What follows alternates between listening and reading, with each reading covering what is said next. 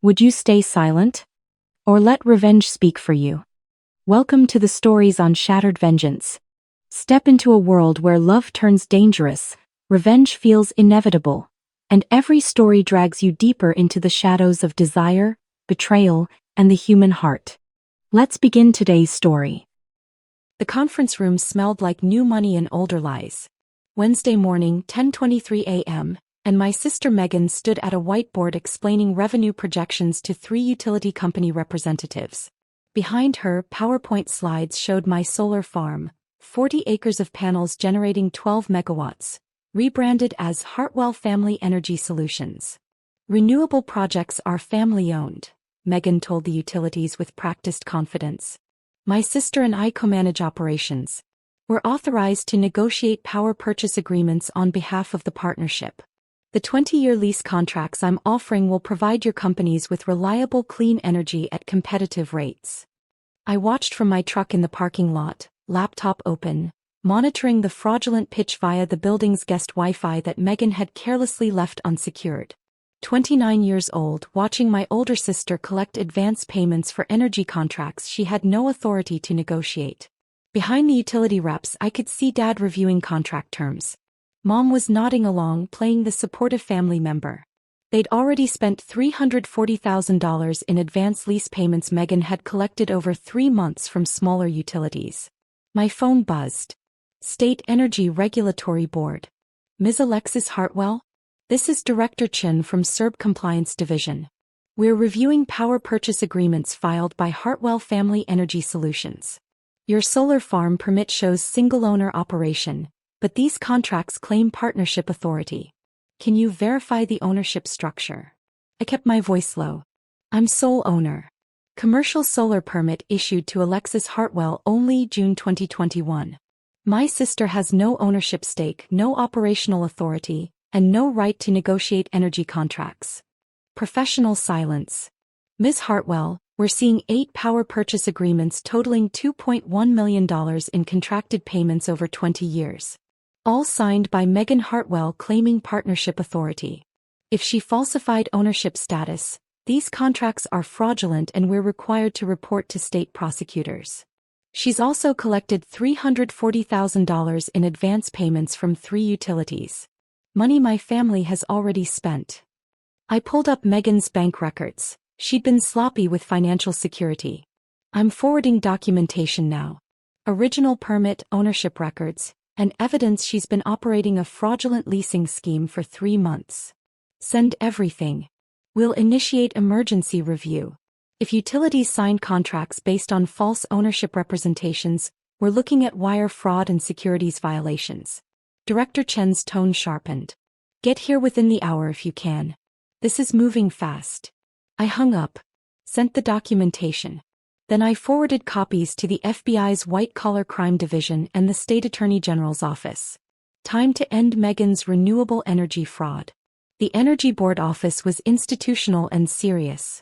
Director Chin was mid-50s, had the look of someone who'd spent decades catching people who thought regulations were suggestions. She spread contracts across the table, 8 power purchase agreements, all signed by Megan claiming partnership authority for a solar farm she didn't own. These contracts obligate utilities to pay $2.1 million over 20 years for solar energy from your farm. Chin pointed to the signature blocks. Your sister represented herself as co-owner with full authority to negotiate. She provided fake partnership documents showing 50-50 ownership split. She forged those. I showed Chin my permit records. Commercial solar operation license issued solely to me. I designed the farm, secured financing, managed construction, handle all operations.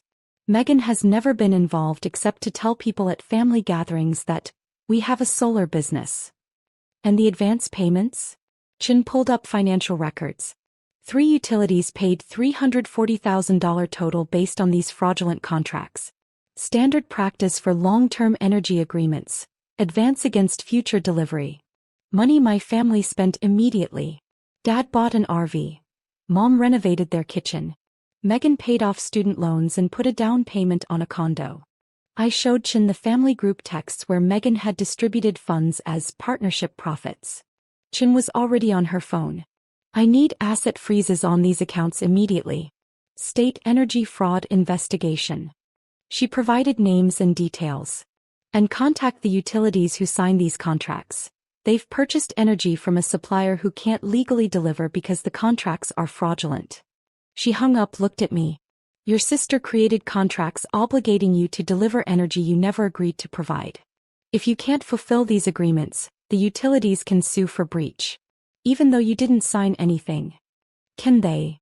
Probably not successfully, but they'll try. They paid money based on fraudulent contracts. They'll want someone to blame. Chin pulled up regulatory code. However, state law is clear. Energy contracts require verified ownership authority. Your sister's fraud doesn't create obligations for you. The utilities should have verified ownership before signing. Small comfort, but something. The FBI arrived at Megan's office at 2:34 p.m. I wasn't there, but Director Chin called with updates. Megan was arrested for wire fraud and securities violations. Federal agents seized her computers, phones, and boxes of documents showing months of systematic fraud. Mom and Dad were arrested at 3:15 p.m. Conspiracy, money laundering. The RV was impounded. The kitchen renovation was photographed as evidence of proceeds from fraud. By 5 p.m., the utilities had been notified their contracts were fraudulent. Legal teams were mobilizing. 3 companies that had paid advance fees filed immediate lawsuits against Megan personally and against Hartwell Family Energy Solutions, an entity that existed only in Megan's fraudulent documents. The utilities that had signed but not yet paid canceled their contracts and filed fraud complaints with state and federal regulators. My phone exploded with family calls. I ignored most except my cousin Jake, who'd apparently been promised a job managing Megan's expanding renewable energy portfolio. Alexis, what's happening? Megan's been arrested. She told me I'd be operations manager for the new solar farms she was building. There are no new solar farms. There's one farm which I own. Megan created fake partnership documents and fraudulent energy contracts. She collected $340,000 in advance payments and is facing federal wire fraud charges. I felt tired. She promised you a job that didn't exist for a company that was never real. But she showed me business plans, revenue projections, partnership agreements. All fake. She forged partnership documents claiming 50-50 ownership of my solar farm, then used those forgeries to negotiate energy contracts she had no authority to sign. The State Energy Board discovered the fraud during routine compliance review. Jake was silent. Then, the job offer was fake. Yes. Everything was fake except the solar farm, which is mine, and the $340,000 she stole from utilities through fraudulent contracts. The federal prosecutor was a no-nonsense woman named Patricia Moore who specialized in securities fraud. She laid out the charges: wire fraud, securities violations, false statements to regulators, conspiracy to commit fraud. Potential sentence: 25 years federal prison. Your sister created a sophisticated scheme targeting renewable energy incentives, Patricia explained. She researched energy contracts, created convincing forgeries, manipulated utility companies into paying advances for power they'd never receive. This was calculated fraud, not opportunistic crime. Will utilities come after me? They'll try. But state energy law is clear. You're not bound by contracts you didn't authorize. Your sister's fraud doesn't create legal obligations for you. Patricia pulled up case law. However, you should expect civil suits. Utilities will argue you benefited from the fraud, that you should have prevented it, that you're liable somehow. They'll lose, but they'll try. Great. Welcome to being a fraud victim. Patricia's expression was sympathetic but firm. Your sister's crime creates problems for everyone in her radius. That's how fraud works. Megan pled guilty 6 months later. 8 years federal prison, $2.1 million in restitution to the utilities, forfeiture of all assets. Mom and Dad got 2 years probation, joint restitution responsibility, and their house was seized to partially satisfy civil judgments. The utilities that paid advances recovered $180,000 through asset seizures. The remaining $160,000 was gone, spent on RVs and kitchens and student loans that couldn't be reversed. 3 utilities sued me personally. I won all 3 cases. Judge ruled I had no knowledge of the fraudulent contracts and no legal obligation to fulfill agreements I never authorized. The utilities appealed. Lost again. Finally settled by dismissing all claims. My solar farm continued operating exactly as designed. Generating clean energy. Selling power through legitimate contracts I'd negotiated. The 40 acres Megan tried to convert into her fraudulent family partnership. I never spoke to Megan again. She sent letters from prison explaining how she'd just wanted to expand the family business, and how I was selfish for not sharing the solar farm profits. I returned them unopened.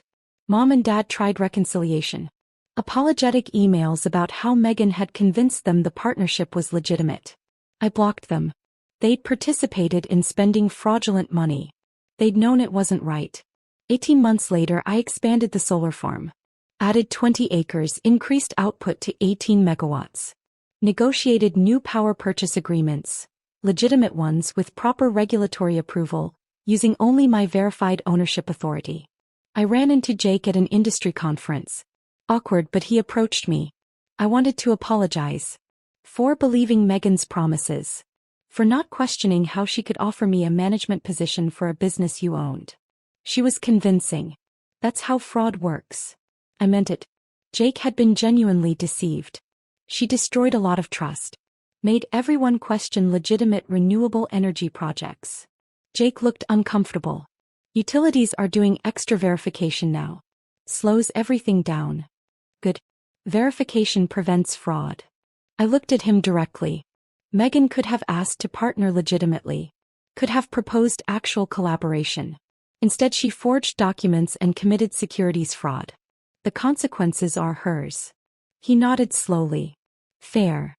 On quiet evenings now, I walk my solar farm. Rows of panels converting sunlight to electricity. The 40 acres I designed, financed, and built. Property Megan tried to co-opt with fake partnership documents and fraudulent energy contracts. The farm still generates power. Still operates under legitimate agreements. Still exactly what I built. Megan leased it as family partnership. Collected $340,000 in fraudulent advances. Created contracts obligating power delivery she couldn't authorize. But the Energy Board found the forgeries during routine compliance review. The power contracts became criminal evidence. And Megan's renewable energy fraud collapsed into federal charges and 8-year prison sentence. The solar farm is still mine. Still generating clean energy. Still exactly what I built. And that's worth more than any fraudulent partnership could ever justify destroying.